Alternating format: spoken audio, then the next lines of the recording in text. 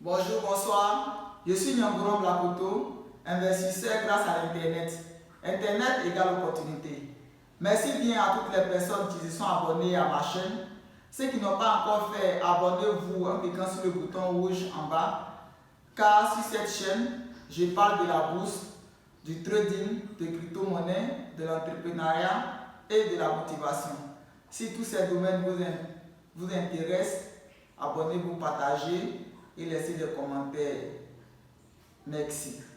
Dans cette vidéo, je vais vous parler des règles de base pour pouvoir investir à la BFM. La première règle, c'est de créer un compte titre. Ok? Pour créer un compte titre, vous devez vous rendre dans une société de gestion intermédiaire habilitée appelée SGI. La majorité, ce sont des banques. Vous rendez dans votre banque, vous demandez s'ils sont habilités à créer un compte titre pour l'achat des actions à la BFM. Après l'ouverture, vous devez choisir le mode de gestion. Soit c'est la SGI qui doit gérer votre compte. Dans ce cas, vous alimentez votre compte titre et la société est chargée d'acheter des actions en bourse à votre nom, et à la fin de l'année ou bien de chaque trimestre, ça dépend du contrat, elle vous fait le compte rendu. Le deuxième mode de gestion, c'est vous-même. Dans ce cas, vous alimentez votre compte titre et vous dites à la société, je vais acheter telle action à tel prix, ok, et elle exécute votre achat, votre ordre, elle achète à votre nom. Si vous voulez vendre, vous faites pareil, je vais vendre telle action à tel prix. Et la société, suivant votre ordre, elle vend. Ok?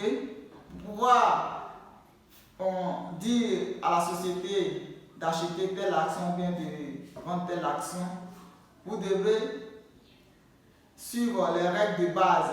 Il faut connaître les règles de base en bourse. Ok? Les règles de base. Pourquoi je dois acheter telle action? Pourquoi je dois vendre telle action? Ok? Donc vous devez suivre l'actualité. Vous devez vous former.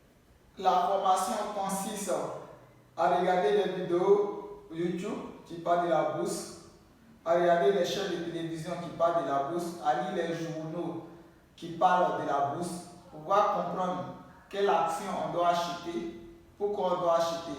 Vous devrez maîtriser aussi l'analyse technique, ok, qui est un système qui permet de savoir quelle action on doit acheter.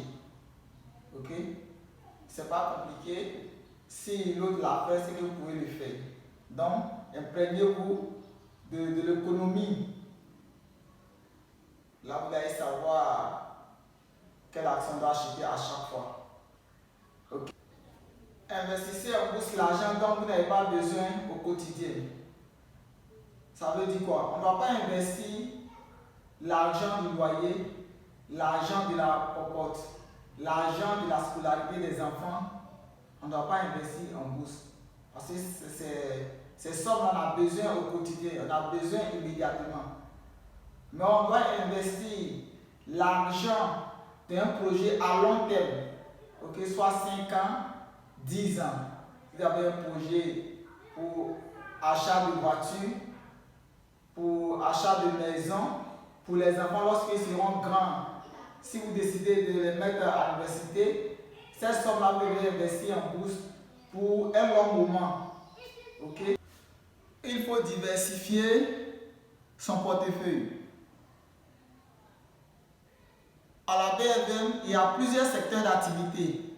Il y a le secteur finance, secteur des services, secteur agricole. Il y a plusieurs secteurs. Donc, vous devez investir dans plusieurs secteurs. Ok? Vous ne devez pas investir seulement dans le secteur de finance, ou bien dans le secteur agricole, ou bien dans le secteur des services. Ok? Vous devez diversifier votre investissement. Aussi, dans les pays. Ok, vous ne devez pas investir seulement les entreprises qui se trouvent soit en Côte d'Ivoire, au Burkina ou bien au Mali. Vous devez diversifier les pays. Ok, donc l'investissement en bourse, c'est comme ça se passe pour s'éloigner un peu des difficultés. Parce que s'il y a une crise qui se passe dans une entreprise, vous voyez que vous avez mis tout votre argent dans les actions de cette entreprise-là, ça va jouer sur vous. Ou bien si vous avez investi dans un pays et qu'il y a une crise dans ce pays, vous voyez, les actions de ces entreprises vont chuter. Donc vous devez diversifier un peu les pays et les secteurs d'activité. La dernière règle que je veux vous dire, c'est encaisser souvent les plus-values. Quand vous investissez en bourse, que vous avez bien fait votre analyse, vous gagnez des plus-values latentes. Ça veut dire quoi? Vous avez acheté une action peut-être à 1000 francs et 6 mois ou bien 1 an après, l'action a pris de la valeur, c'est devenu 1500. Vous gagnez un plus-value latent de 500. Vous devrez souvent encaisser ces plus-values-là en les vendant. Parce que lorsque le prix augmente, après ça chute. Donc si vous ne les vendez pas, les années à venir, vous allez perdre ces plus-values latentes-là. Donc si vous encaissez souvent les plus-values, vous voyez que c'est conséquent, vous devez les vendre pour pouvoir profiter à faire d'autres achats encore des actions qui ont un prix un peu bas. Parce que la bourse c'est comme ça. Vous achetez lorsque les prix sont moins, qui sont plus bas, et vous vendez lorsque les prix sont en haut. Vous voyez, c'est la règle même de base de la bourse. On achète lorsque les prix sont en bas et on vend lorsque les prix sont en haut. Donc vous devrez suivre ces règles pour pouvoir bénéficier pleinement de la bourse.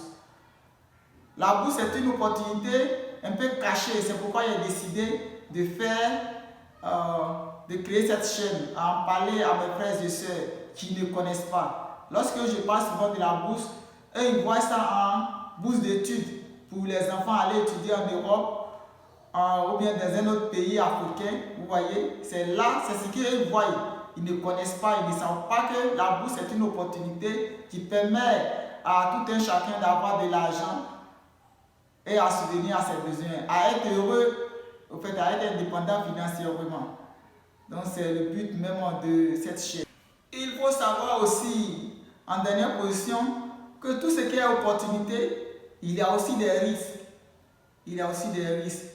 Parce que tu peux acheter une action à 1000 francs et quelques années, ces actions-là vont baisser. Ils vont arriver peut-être à 500. Là, vous perdez. Vous voyez, ce sont des risques. Mais lorsque ces actions diminuent à 500 et vous n'avez pas encore vendu, vous n'avez pas encore encaissé les moins-values, vous voyez, ça peut revenir à 500 et après augmenter. Vous voyez, ce sont des oscillations, ça monte, ça descend, ça monte, ça descend, ça monte, ça descend. Vous voyez, les actions en bourse, c'est comme ça. Donc, suivez ma chaîne. Ok, cette chaîne-là, je ne suis pas un conseiller financier. Ce que je vous dis, c'est que vous êtes des majeurs. Analysez et si cela vous intéresse, faites vos recherches, approfondissez vos connaissances et allez-y. Car on ne peut rien avoir sans essayer. On ne peut pas aller dans un village sans avoir un projet de voyage, sans avoir l'idée d'aller dans ce voyage-là. Donc, essayez les opportunités qui se trouvent autour de nous, comme la bourse, le trading, les crypto-monnaies. Merci bien d'écouter ces petits propos et de regarder la vidéo. Abonnez-vous à ma chaîne pour ceux qui n'ont pas encore fait. Partagez à vos frères et sœurs, car sur cette chaîne, comme je vous dis toujours, je parle d'opportunités de business. Merci et à la prochaine.